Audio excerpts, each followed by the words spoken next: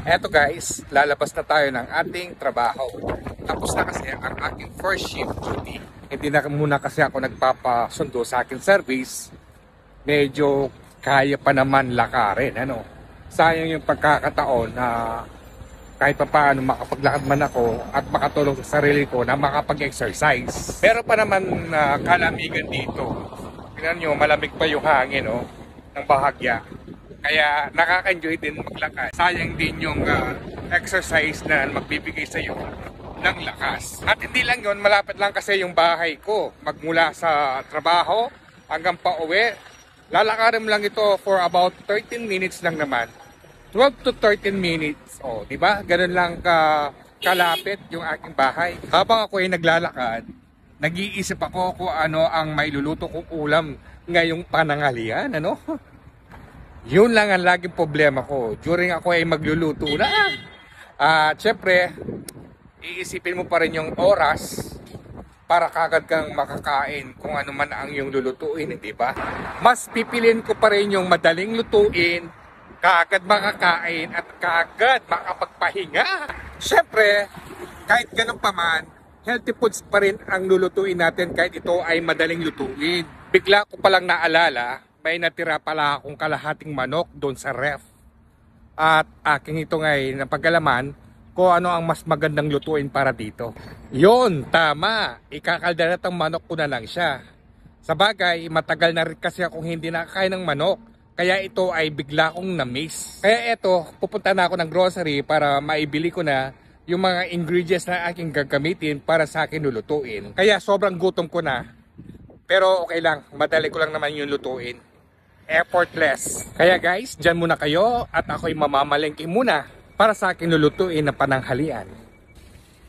Tapos na tayo mamalengke at uuwi na tayo ng bahay para makapag-prepare ng ating lulutuin. Excited na talaga ako sa aking lulutuin guys. At mukhang mapapalaban tayo dito at mapaparami aking makakain. Makakalimutan ko na naman ang aking pagdadiet kapag ganito ang aking uulamin. Pinamili ko lang yung mga tamang ingredients. Yung kakailanganin ko lang na gagamitin, At nakabili na rin ako ng mantika kasi wala na akong mantika sa bahay. At bumili na rin ako ng paminta. Ganon. Basta yung mga wala sa bahay, pinamili ko na. Paisa-isang piraso lang naman kasi ang aking binibili. Yung tamang-tamang lang na gagamitin mo sa iyong pagluluto, Kasi madali lang naman kasi pumunta sa grocery. Malapit lang. At hindi lang yon ay fresh pa. Kung ito ay yung bibilhin. Bago umuwi ng bahay, iisipin mo na kung ano yung mga bibilhin mo para hindi ka na lang pabalik-balik, ang init talaga.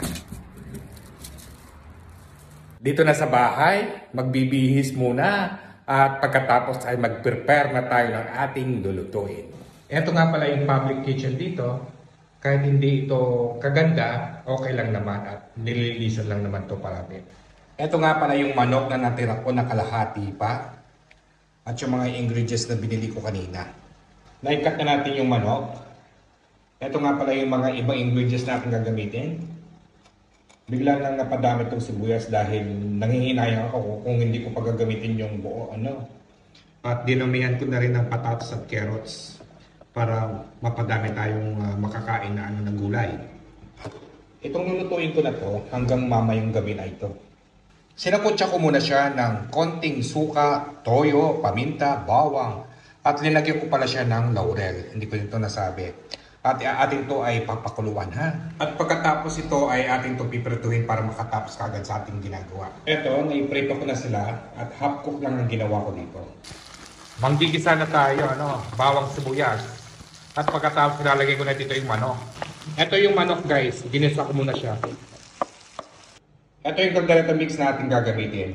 Dinagyan ko siya ng konting tubig lang. Ay ilalagay na natin itong caldereta mix. Ayan. Lalapot naman niya hanggang mamaya. Kahit hindi ko na ito lalagyan ng pampalapot. Tapos ang carrots at patatas. Lagay ko na. Para sumunod yung lambot nila sa pagkaluto. Ito yung pinakahuling ingredients natin na bell pepper. Yun lang. Tapos na.